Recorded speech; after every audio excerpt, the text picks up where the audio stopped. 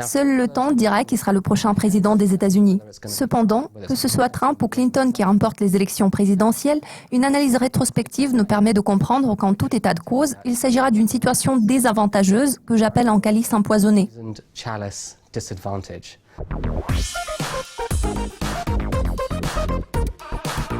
Commençons par les retournements des prix les plus récents. Quels sont les risques qui y sont associés?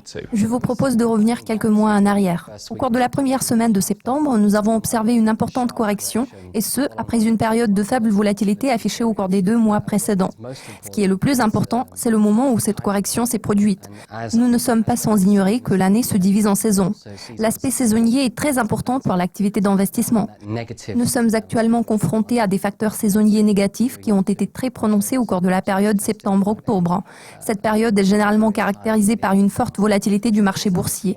C'est quelque chose qui mérite une attention particulière à l'heure actuelle. Pour ce qui est des prix, nous avons observé un développement très important, notamment une cassure à la baisse du plus haut historique précédent enregistré au printemps. Pour ce qui est du risque, le cours de l'indice Dow Jones Industrial se situe actuellement au niveau de 18 350. Pour l'instant, le prix fluctue aux alentours de ce niveau, mais il existe un risque à la baisse. Le prix pourrait reculer d'environ 10%. Pourriez-vous nous parler un peu plus en détail des facteurs saisonniers observés au cours du 3e trimestre ? Il convient de noter que le 3e trimestre de cette année représente l'un des cycles les plus performants de l'histoire. Ce n'est pas tous les ans que nous observons ce genre de situation. Cependant, dans ce contexte, c'est la croissance excessive du marché qui a joué son rôle. Cela conduit inévitablement à un accroissement des risques, comme c'était le cas ces dernières années. En l'occurrence, en 2015, l'éclatement de la bulle chinoise a abouti à une correction d'environ 13% sur le marché boursier américain.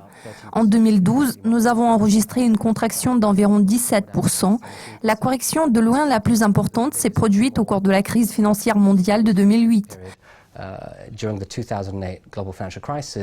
Le risque s'est partiellement matérialisé en automne, notamment entre septembre et octobre. Le rendement a chuté de 34%.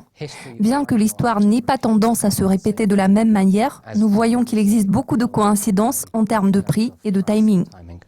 Il reste très peu de temps avant les élections présidentielles américaines. Quel en sera l'impact sur les marchés boursiers ? Nous avons déjà abordé le sujet des prix et du timing. Focalisons-nous sur les perspectives à court terme. Il est important d'évaluer le degré de probabilité de chaque scénario possible. Une analyse détaillée du cycle d'élection présidentielle pourrait rendre la situation un peu plus claire. La plupart des gens ont tendance à être assez optimistes au cours de la première année d'un nouveau mandat présidentiel. Chaque président nouvellement élu bénéficie d'un court laps de temps qui est généralement considéré comme une période de lune de miel et dure près d'1 an.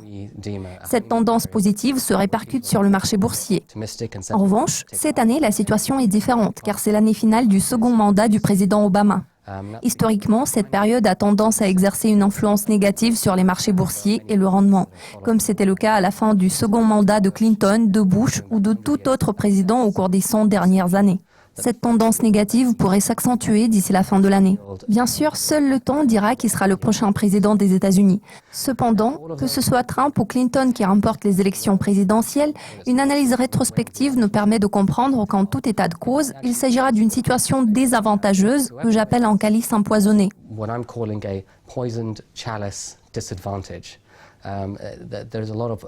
Cette période sera défavorable pour les marchés en raison des problèmes hérités du régime précédent. Les prix semblent être gonflés sur le marché action. Les conditions sont censées être défavorables sur le plan économique et commercial. Le marché devra en assumer les conséquences. L'histoire nous montre que le rendement a tendance à chuter de 13% en moyenne au cours de la dernière année du mandat présidentiel. Ron Williams de l'Association suisse des techniciens de marché, merci de votre participation. Merci. Merci de votre attention. Restez à l'écoute de nos mises à jour régulières sur le site de Dukascopy TV pour être au courant de tout ce qui se passe dans le monde de la finance.